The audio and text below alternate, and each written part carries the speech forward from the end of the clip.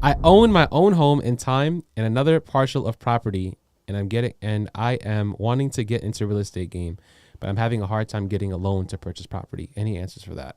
What's wrong? Why they not getting a loan? That's what I'm saying. Kind of need more information, no? Yeah, like Yeah. I don't know why they not getting a loan. I don't even understand the way it was. Sometimes I got to read these questions and I feel like an idiot reading them. Okay, so some more information.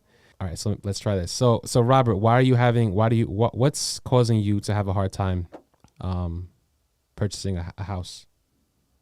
Because I think you mentioned that you're having a hard time getting property. I think that was the question before. Yeah, or having a hard time getting a loan to purchase property. Any answers for that? And you have a 740 credit score.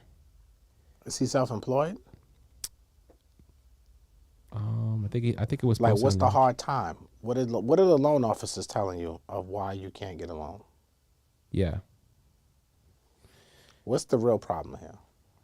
Because the credit score doesn't mean anything. I know people with 850 credit scores that can't get approved for loans. So he said, I think you asked if he was self-employed. He said, yeah. That's probably the problem. It's because you're not showing enough income. So you're probably trying to do like a FHA, conventional. Yeah. All right, what income we use, gross or net? So I was just going to ask about this because that's the one thing that I don't fully understand is income when it comes to self-employed. And I feel like once I understand that, I can kind of, be on my way. But when it comes to income, what do they look at? You said gross or net? Yeah. Okay. So which one? You tell me. Well, I'm trying to ask you because I don't really know. If I knew, I would probably try to answer it. Okay. So we've had this conversation many times. And I'm picking up certain parts. That self-employed was like 3-4 months ago. Okay. We got to do that over, actually. No. Yes, we do. So, gross or net? Net. Net. You're self-employed. We're going off the net income.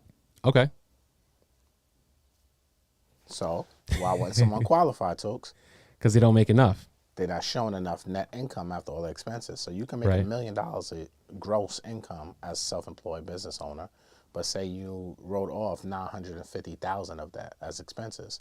So you're only paying taxes on your $50,000, not the $1 million, because you wrote off $950,000. So, but does it say? So net is technically what's on paper. Is that how you're looking at it? That is what's on paper after your expenses. Okay. So the only way to qualify is if you make more money or if you show more money. Show enough net income, and then you will be taxed on that. He said he grossed 121 last year. Gross. Yeah. Not net. So the way I'm looking at it is, okay, well, when you, how much are you writing off technically? Exactly. So in order for him to probably qualify, he probably needs to show the full 121. To qualify for what? For anything that he's looking to buy. All right, what's 121,000 divided that by 12? You can pull out my calculator here? Yeah. Okay. 121,000 divided by 12. How much is that? Type in chat. It's $10,083. $10,083, right? Mm-hmm. So if you think about it, what is he trying to buy? $500,000, $600,000 home? Let's just say if it was $600,000. What's his name? Robert. Robert. How much is the house? How much are the property taxes? Let's do some math, ladies and gentlemen. Well, let's just say $600,000. No. I mean, what's the average cost in New York right now? We're going to do the DTI calculation right now. Okay. Yeah, that'll really help me out because my friends have an issue. What he say? $65,000 is what I was taxed on. Okay, great. So $65,000. How much is the house? $400,000. How much are the property taxes? Why do property taxes matter? Because it's part of your pity. What's your pity? Part of what? Pity. What's pity? Like PITY? PITI. Principal, interest, taxes, and insurance. You lost me there. So your mortgage payment is comprised of your principal and interest payment, which goes to the bank. Mm-hmm. your taxes, which is the property taxes, Okay. and your insurance. So PITI, PITI, principal, interest, taxes, insurance.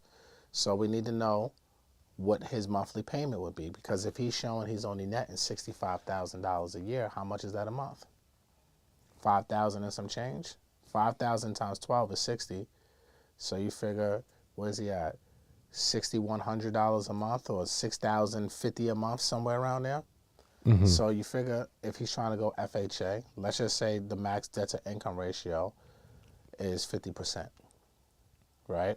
Okay. So if he's making if he net 65,000, that's $5,416 a month. If you divide that by 2, that comes to $2,708. So let's just say let's assume he was going FHA, right? Mm-hmm. His max mortgage payment plus the monthly minimum payments on his credit report cannot exceed 50% of that 5,400 monthly gross number, which in this case it can't exceed $2,700, right? So if he's buying a house for $400,000, how much is the taxes? He said? Did he say how much the taxes? $1,200 a year.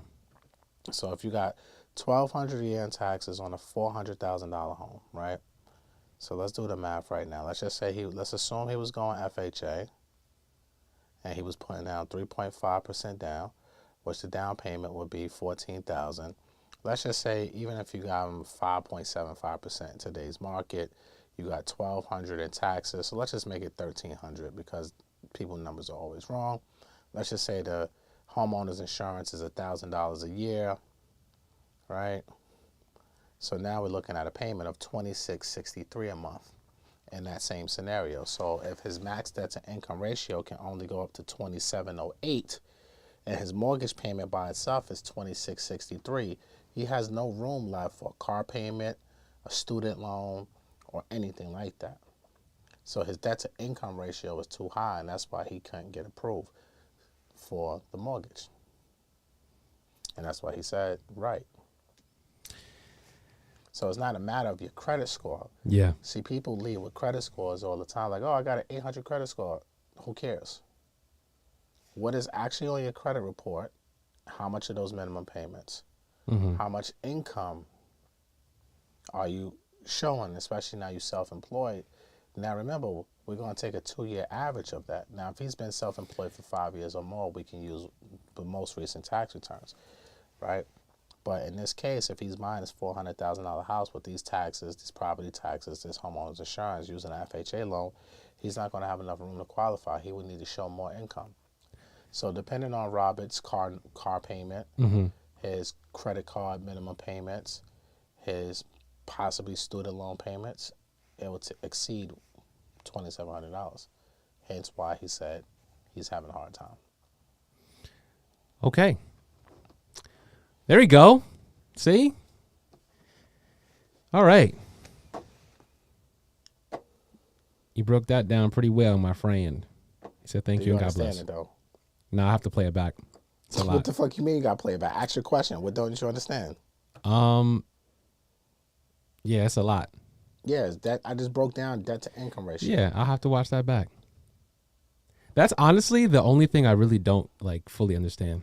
But you broke it down like excellent. But it's hard because like I really have to like be out of this element to understand it more. But what's not to understand of what I just said? Like how can you make it like more simple? How much more simple? Because there was a lot of numbers and like all this. Like, okay, so let's make it very very simple. This is as simple as going to get. He makes $65,000 net. Okay. Divide that by 12. What am I coming up with? If I divide that by 12, what's that number? Just tell me what that number. That's what you asked before, right? 10,083. No, 65,000. Oh, that was a different. It says net. Okay, 65,000. Yes, you divide that by 12. That means he makes $5,416 a month. Right. If the max debt to income ratio is 50% of his net income, monthly net income, then what is the max that his mortgage payment plus the minimum payments on his credit reports can go up to? So you do 5416. Now divide that by 2. That's 50%. 2,708. Exactly. Okay. So he can't exceed a 2708 monthly payment plus car loan payment plus whatever else is on his credit report. So let's just say the mortgage payment would have came out to $2,000 a month, right? Okay. Then he has a buffer of $700 a month that those other bills can fall into in order to get him approved. But so whatever he has to be within that $700 based off the credit income, payments, car loan. Exactly, Okay. but based off of the income that he's showing, and the program requirements are 50% DTI, so it's all based off of that. So that's it. That's basically it. It's very simple. Okay. And are all loan products 50%? No. So this is for what, FHA? This is FHA. So and in some cases you can go higher than 50% on FHA. You can go up to 55%, but that's danger zone. What do you mean? You can, or you can, depending on the lender. But some lenders will have overlays that won't allow you to go above 50%. Because you got to remember, 50% of your gross income is really like, in his case, he's self-employed, so it's really his net. Yeah. But if you're doing a W-2 person, we're using a gross, right? Mm-hmm. So if you're going up to 55% of somebody's gross income, that's really like on their net income, what they're actually taking home after taxes. Yeah. It's probably like 70-something%. So they're like paycheck to paycheck. So if if you're W-2, whatever you make after taxes, is that you're not looking at that? You're looking at the okay. We're looking at the gross on W-2. On self-employed, we look at the net. Can that be kind of dangerous though? Because like you're technically showing that you're making whatever it is, but you're actually taking home less than that. For W-2 or self-employed? W-2. Yes, that's why I just said if you're getting qualified on a 55% back end, mm-hmm. it's really more like 75% because you get paid on you live your life based off your net. Off of your net, right? You don't live your life based off your gross. The banks are going to lend to you based off your gross. Yeah. But this is why I always say don't be house rich and cash poor. Because and what I always say behind that, I say there's a difference between eligibility and affordability. Right. Eligibility, the bank will give you the loan. VA loans, you can go up 60, 65, 70% debt to income ratio. They'll put these poor veterans in a financial bond that they can't even afford these houses. Yeah. You know what I'm saying? Because they'll go up to a higher ratio. Now, in some cases, it makes sense because there's other household income and things of that nature, and on paper it's just high. But ultimately, everybody should be mindful of how much money they got going towards their housing expenses, because that could eat up a great portion of your disposable cash. This is why you'll hear a lot of real estate people say single families are not an investment, it's a liability, right? Because there's no one paying it. You have to pay for it out of your pocket. So if you're living in a house-rich, cash-poor environment, you're really robbing Peter to pay Paul every single month, because all of your money is just going to have a roof over your head. Interesting. And this is why I always say there's a difference between eligibility and affordability.